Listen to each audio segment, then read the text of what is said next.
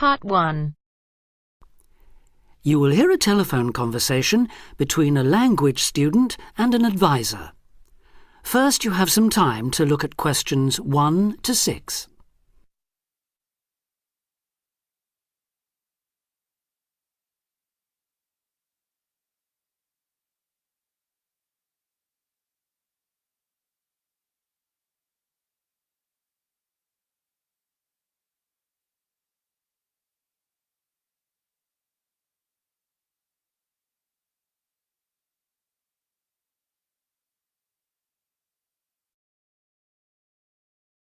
Now we shall begin.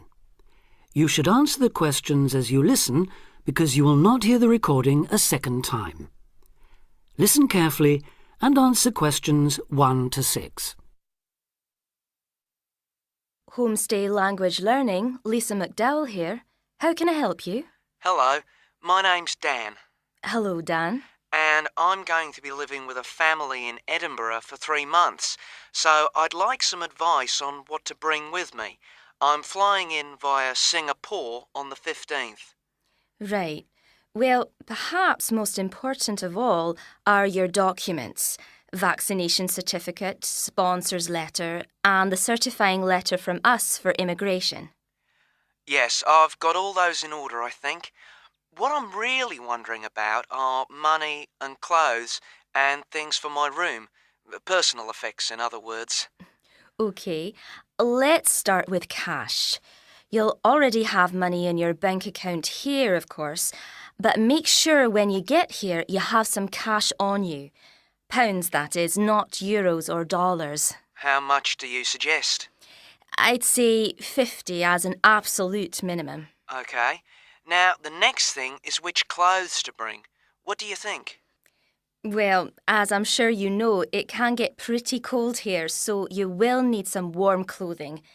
There are shops near here that sell winter clothes quite cheaply, so you really don't need to bring much.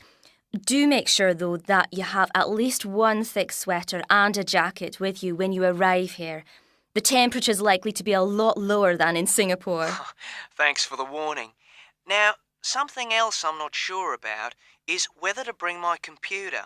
It's a laptop, so it won't take up much room. 2 problems. Firstly, it might not be compatible with the electricity supply in this country. And secondly, there's a risk of it getting broken in transit. Someone travelling here had hers smashed only last month. But surely I can carry it as hand luggage. Usually, yes, but because of all the tight security right now, you may have to check it in. So my advice is to leave yours at home. OK, I think I will. Is there anything else you'd advise against bringing? Well, you won't need household or cooking things.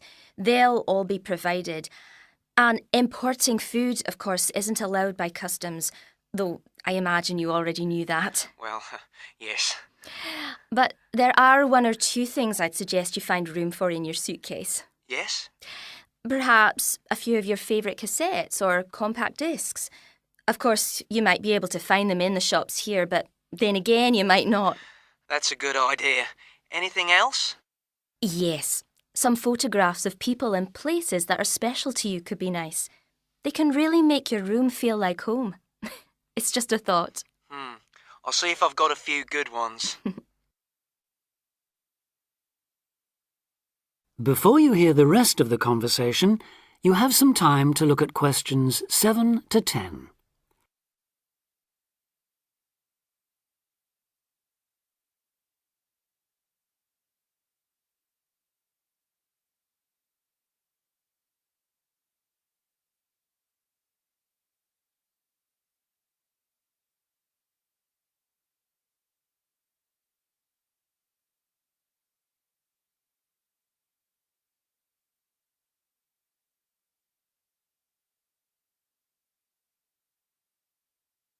Now listen and answer questions 7 to 10. Just a few points about packing. Make sure all your cases are clearly labelled, in English, with your host family's name and address. Just in case they go missing on the way. It has been known to happen. What name do I write, by the way? It's Wark. Lewis and Amy Wark. So that's W-A-L-K? It's actually W-A-R-K. But we'll be posting full details to you later this week. Right, fine. And I'd better put some essentials in my hand luggage, enough for a night or two in case, as you say, anything happens to my main cases. Yes, I'd recommend a change of t-shirt and socks and so on, plus any medication you may need, and a toothbrush, of course. And my tights. Your tights? Yes, for the flight. Wearing them helps prevent deep vein thrombosis when you're flying long distances, not getting any exercise. Oh yes, I've heard about that. Now, talking about exercise, there's one last thing. When you've packed your baggage, check you can carry it, all of it, at least 500 metres without any help. You may have to do that. Okay. Well, thanks for all your help. You've cleared up a lot of points. Oh, you're welcome. Have a safe journey, and we'll look forward to seeing you next month. Bye. Bye.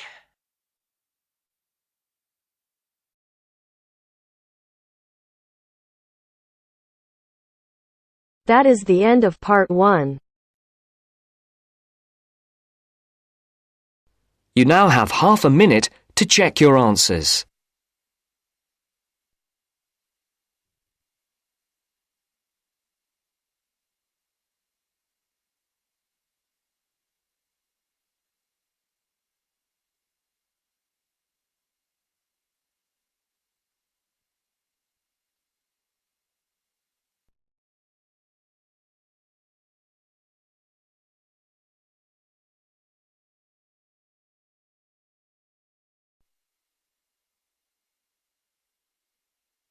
Now turns to part 2.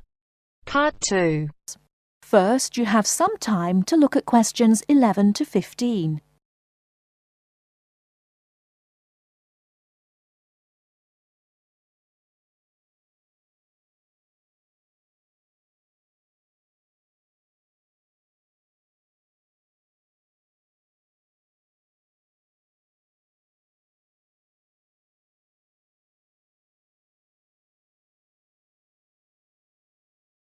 Now, listen carefully and answer questions 11 to 15. Hi, Hello. how can we help you? Is this the Office of Institutional Real Estate? Yes, sir. My name's Alice Baum, and I'm a university housing supervisor. Oh, good. I wonder if you could help me. I'll certainly try, sir. I'm hoping to rent an apartment from September when I begin here, and I'd really like some advice on where to rent and how to rent a place. Advice on renting in Manhattan. We've got plenty of advice about that. The first thing to think about are the prices. New York is an expensive place to live, and Manhattan is the most expensive place in New York. Everyone wants to be here. In most areas of Manhattan, you'll have great difficulty finding a studio apartment for less than $1,300 to $1,400 per month. But there are areas just outside Manhattan, within a 30 to 40-minute commute, where you can find a decent studio apartment to rent for $850 to $1,000 per month. That's a big difference. But then there are travel costs on top of that. Yes, there are. If you're prepared to make compromises in your choice of accommodation, perhaps you can find an apartment you like and can afford. Monthly rents also depend on two other factors: apartment size and then amenities. Can you tell me a bit more about that? Basically, bigger flats get higher rents, so if you can live without a lot of space, it's much cheaper. And if you're willing to take a flat which has street noise or doesn't have much natural light, then you may save some more money. I see. However, you could go the other way and get a bigger flat and share it with another student. You can cut costs by sharing a large bedroom. To find a roommate, check the listings for apartment shares in the housing registry. Share a flat. I hadn't given that idea much thought. Lots of our students do that. What about amenities? Can you explain that a bit more? You need to decide what facilities you really would like and what you can do without. For example, do you want a doorman? Would you like an elevator? These kinds of things put the prices up. I don't think I need a doorman. Is there anything else I should know? Yes, remember, the housing market is very competitive, especially for affordable apartments. You need to be prepared to make decisions quickly and be flexible with your plans. Don't start your search earlier than 4 weeks before you want to move in, because tenants only need to give landlords 30 days notice of their departure. Okay.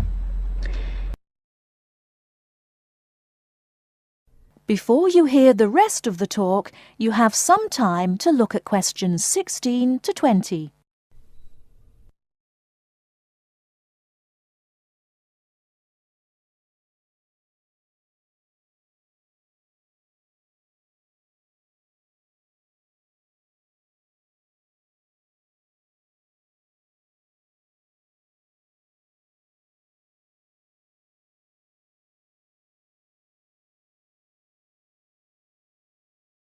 Now listen and answer questions 16 to 20. And make apartment hunting your life for 2 or 3 weeks. That should be enough time to get familiar with the market and find what you're looking for. What's the best way of finding a place? There are really only 2 ways. You do it yourself, or you get someone else to do it for you. That sounds interesting. How do I do that? There are property brokers who will find a place for you. They can guide you to the property of your choice and help you with the paperwork. Well, that sounds great. But they do charge you a commission fee. In Manhattan, expect to pay between 12 and 15% of the year's rent.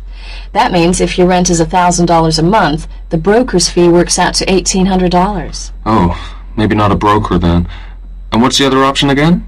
Do the legwork yourself. Look in the classified ads, call landlord companies, and do online searches. Check out our website first. You mentioned paperwork. Could you tell me something about that? Sure. To rent an apartment, you may be asked to complete an application by your prospective landlord. You may also be asked to pay between $50 and $200 for credit reports. Landlords want to see evidence of steady income and good credit. I see. Because you're a full-time student, most landlords will require a guarantor, someone to guarantee you will pay the rent on time. And when the landlord approves your apartment application, be prepared to pay the first month's rent and the deposit when you sign the lease. That's a lot to think about, and it sounds like a lot of hard work. Thank you very much for the advice. You're very welcome, and good luck.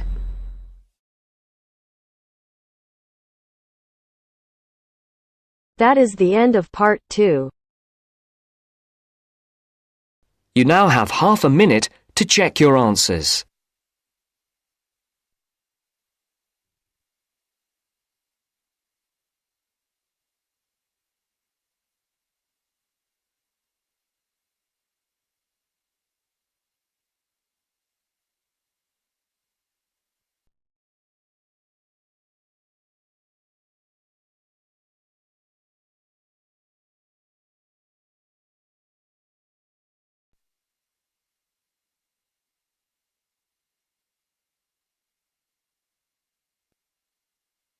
Now turns to part 3. Part 3. Richard Murray, a zoologist and popular TV personality, has been giving a talk on endangered species of wildlife to members of the Young Conservationists Association in a small town in the south of England. Listen to the extract from the discussion he had with 2 of the young people after his talk.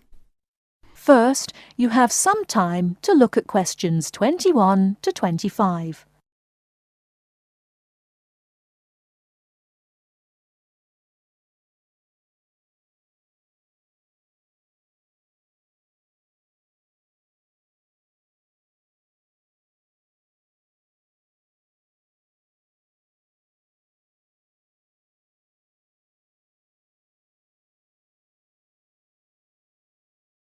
Now listen carefully and answer questions 21 to 25.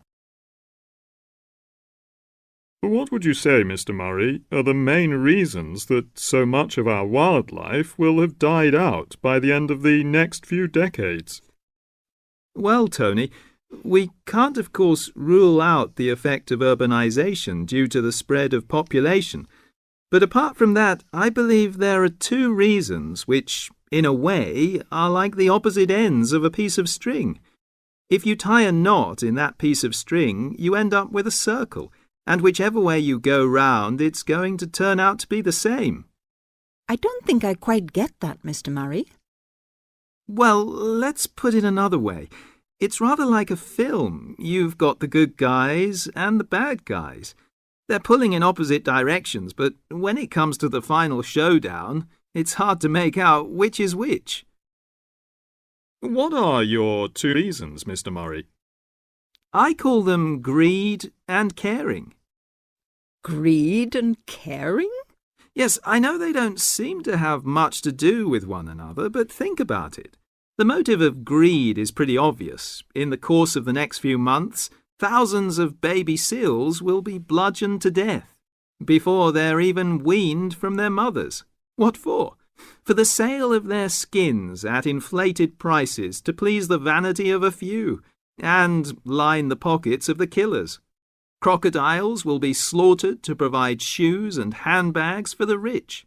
Gorillas, tigers, leopards and rhinos will be hunted for senseless sport or poached in defiance of regulations. Their skins, their horns, and their magnificent heads will be used as trophies to decorate someone's living room floor or walls. That's terrible. Yes, but it's not all. The whale, probably the most impressive and certainly one of the most intelligent sea mammals in creation, will be cruelly hunted and harpooned to make more money for the profiteers. The dolphin, the sailor's friend, will be indiscriminately battered to death at so much a head on the grounds that it is taking away the livelihood of a few fishermen by consuming the fish in its natural habitat. But surely, Mr. Murray, we do have to keep warm. We need whale oil and ambergris. Fishermen have to make a living. Part of what you say is true, of course, Tony, but we shall have to enforce far stricter controls if future generations are not to find themselves in a world devoid of wildlife as we know it. Well, I see what you mean about fur coats and crocodile handbags, Mr. Murray, but I don't understand what you mean by caring. That can't be bad, surely. I mean, I thought we were supposed to be living in a caring society. Well, so we do, in a way.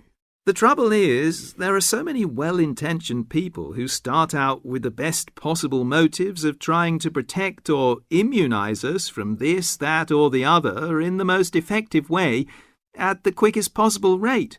But in their enthusiasm, they lose sight of the long-term consequences.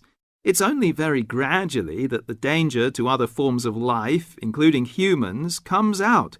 Not to say leaks out, and by that time it'll probably be too late to do much about it. Take insecticides, for instance. But Before you hear the rest of the talk, you have some time to look at questions 26 to 30.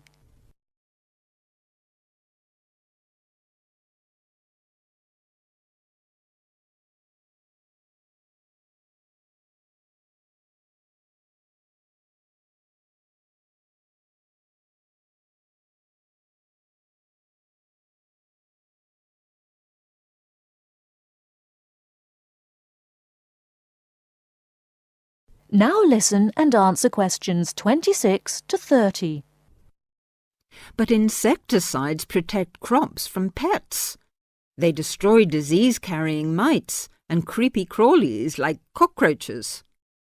True, but nature has a way of developing her own immunity against insecticides and other pest controls, with the result that the biologists are driven to inventing stronger and stronger compounds, which, though they may annihilate the pest, nevertheless permeate the environment, are assimilated by plant and animal life, and become absorbed by the soil.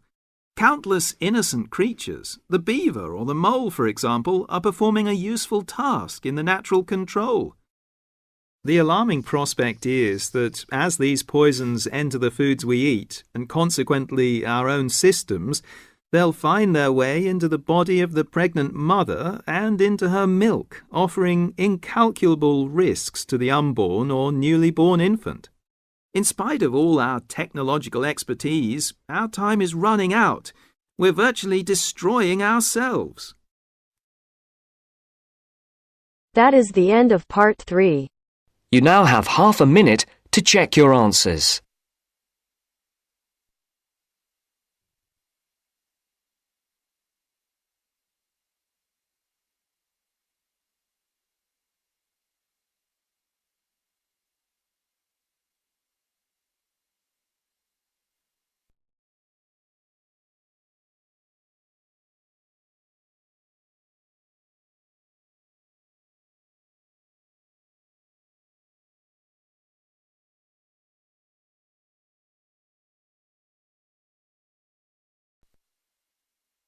Now turns to Part 4.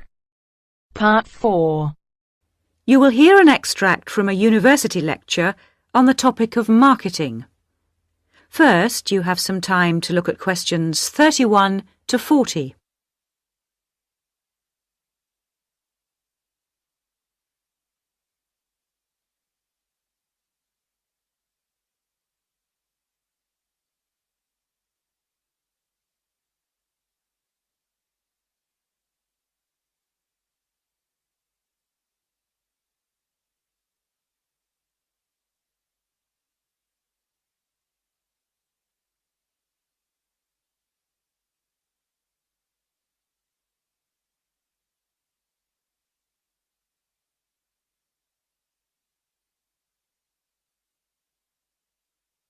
Now listen carefully and answer questions 31 to 40. Last week we looked at some general principles associated with marketing, and today I'd like to look at some of those points in a little more detail. So, what is marketing? Or put another way, what does the term marketing mean? Many people think of it simply as the process of selling and advertising. And this is hardly surprising when every day we are bombarded with television adverts, mail shots, and telephone sales. But selling and advertising are only two functions of marketing. In fact, marketing, more than any other business function, deals with customers. So perhaps the simplest definition is this one. Marketing is the delivery of customer value and satisfaction at a profit. In other words, finding customers, keeping those customers happy, and making money out of the process. The most basic concept underlying marketing is the concept of human needs. These include basic physical needs for things like food, as well as warmth and safety. And marketers don't invent these needs. They're a basic part of our human makeup. So, besides physical needs, there are also social needs. For instance, the need to belong and to be wanted. And in addition to social needs, we have the need for knowledge and self-expression, often referred to as individual needs. As societies evolve, members of that society start to see things not so much in terms of what they need, but in terms of what they want. And when people have enough money, these wants become demands. Now, it's important for the managers in a company to understand what their customers want if they're going to create effective marketing strategies. So there are various ways of doing this. One way at supermarkets, for instance, is to interview customers while they're doing their shopping. They can be asked about their buying preferences, and then the results of the survey can be analyzed. This provides reliable feedback on which to base future marketing strategies. It's also quite normal for top executives from department stores to spend a day or two each month visiting stores and mixing freely with the public, as if they were ordinary customers, to get an idea of customer behavior. Another way to get information from customers is to give them something. For instance, some fast food outlets give away vouchers in magazines or on the street that entitle customers to get part of their meal for nothing. As well as being a good way of attracting customers into the restaurants to spend their money, it also allows the managers to get a feel for where to advertise and which age groups to target. Another strategy employed at some well-known theme parks, such as Disneyland, is for top managers to spend at least one day in their career touring the park dressed as Mickey Mouse or some other cartoon character. This provides them with the perfect opportunity to survey the scene and watch the customers without being noticed. Okay, well, we mentioned customer satisfaction at the beginning of this lecture, and I'd like to return briefly to that as it relates to what we've just been talking about. If the performance of a product falls short of the customer's expectations, the buyer is going to be dissatisfied. In other words, if the product you buy isn't as good as you'd expected, then the chances are you'll be unhappy about it. If, on the other hand, performance matches expectations and the product you buy is as good as you expected, then generally speaking, the buyer is satisfied. But smart companies should aim one step higher. They should aim to delight customers by promising only what they can be sure of delivering and then delivering much more than they promised. So then, if, as sometimes happens, performance is better than expected, the buyer is delighted and is twice as likely to come back to the store. Now, let's move on to look at the role of advertising. That is the end of part 4. You now have half a minute to check your answers.